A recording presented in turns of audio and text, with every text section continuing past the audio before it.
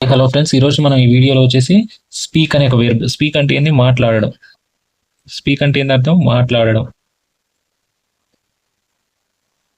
Speak అంటే మాట్లాడడం. So దాని యొక్క వెర్బ్ ఫార్మ్స్ ఏ విధంగా? వెర్బ్ 1 వచ్చేసి speak, verb 2 verb 3 verb 4.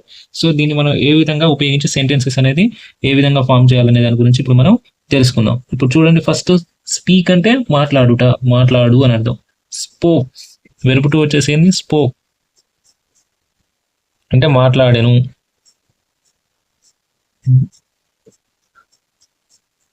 Verb 3 వచ్చేసి ఏమొస్తుంది మనకు? స్పోకెన్, ఆల్రెడీ ఇప్పుడే మాట్లాడాను, మాట్లాడాను అయిపోయింది సెంటెన్స్. వెర్బ్ 4 స్పీకింగ్, మాట్లాడుతున్నాను, తున్నాను. ఇప్పుడు చూడండి, ఫస్ట్ ఐ అనేది తీసుకుందాం మనం నార్మల్గా.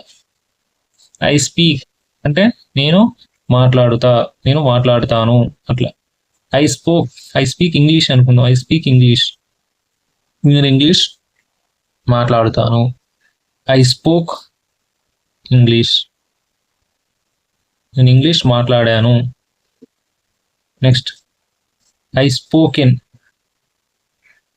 ఇంగ్లీష్, నేను ఆల్రెడీ ఇంగ్లీష్ మాట్లాడాను, కంప్లీట్ అయిపోయింది, మాట్లాడాను. రెండు సేమే ఉంటాయి, కొంచెం డిఫరెన్స్ ఉంటుంది.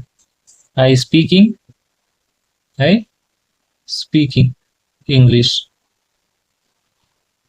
నేను ఇంగ్లీష్ మాట్లాడుతున్నాను, నేను ఇంగ్లీష్ మాట్లాడుతున్నాను. ఈ విధంగా మనం అనేది సెంటెన్సెస్ అనేది ఫామ్ చేసుకోవచ్చు. వెర్బ్స్ వస్తే మనకు కావాల్సింది ఏంది? ఇంగ్లీష్లో సబ్జెక్ట్ ఉంటుంది. సెంటెన్స్ ఫామ్ చేయాలంటే సబ్జెక్టు, వెర్బు, ఆబ్జెక్ట్. ఆబ్జెక్ట్ అనేది ఏదైనా వస్తుంది. సబ్జెక్ట్ ఏముంటుంది మనకు? ఉండే కొన్నే కదా సబ్జెక్ట్. ఏం మహా అయితే ఏముంటాయి?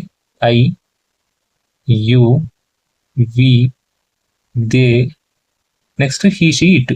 నెక్స్ట్ ఏముంటాయి? He, she, it. ఎన్ని రోజులు వచ్చినా ఇవే ఉంటాయి సబ్జెక్ట్, ఈ మారు. ఐ అంటే నేను, యు అంటే నువ్వు, వి అంటే మేము, దే అంటే వారు, హీ అంటే అతడు. అతడు అంటే ఎవరు వస్తారు? రమేష్, లక్ష్మణ్ అట్లా పేర్లను వస్తాయి. షీ అంటే ఆమె, సంధ్య, లక్ష్మి, రమ్య అట్లా. ఇట్ అంటే అది. సో ఈ 7 మాత్రమే నేర్చుకుంటే సరిపోద్ది. వెర్బ్స్ అనేవి ఒక 200 ఉంటాయి మనకు, మెయిన్ గా వాడే అయితే 200 250 వరకు ఉంటాయి. అవి నేర్చుకుంటే సరిపోద్ది. ఆబ్జెక్ట్ అంటే ఆటోమేటిక్ గా పక్కన ఏదైనా వస్తుంది. ఇప్పుడు పెట్టాం కదా, ఐ అంటే నేను, స్పీక్ అంటే verb, verb 1 verb 2 verb 3 verb 4. Verb 5 అని ఉంటుంది. నార్మల్ గా మనకు ఐ, యు, వి, దే వచ్చినప్పుడు నార్మల్ గా మనం జస్ట్ వాడతాం వెర్బ్ అనేది. ఇప్పుడు స్పీక్ ఉంది, స్పీక్ అనే వాడతాం. అదేవిధంగా హీ, షీ, ఇట్లు వచ్చినప్పుడు ఏమొస్తుందంటే స్పీక్స్, ఎస్ యాడ్ అయింది. ఎస్ ఆర్ ఎస్ అయినా యాడ్ అవుతుంది. పెద్దగా అంత ఇంపార్టెంట్ ఏం కాదు. ఓన్లీ ఈ షీట్లో మాత్రం వాడతాం, మిగతా సెంటెన్స్ అన్నిటికీ వాడనే వాడడం. సో ఇట్లా ఈ విధంగా ఇంగ్లీష్ అనేది నేర్చుకోవచ్చు. ఇలాంటి ఇన్ఫర్మేషన్ వీడియోస్ కోసం మన ఛానల్ని సబ్స్క్రైబ్ చేయండి, లైక్ చేయండి. Thank you.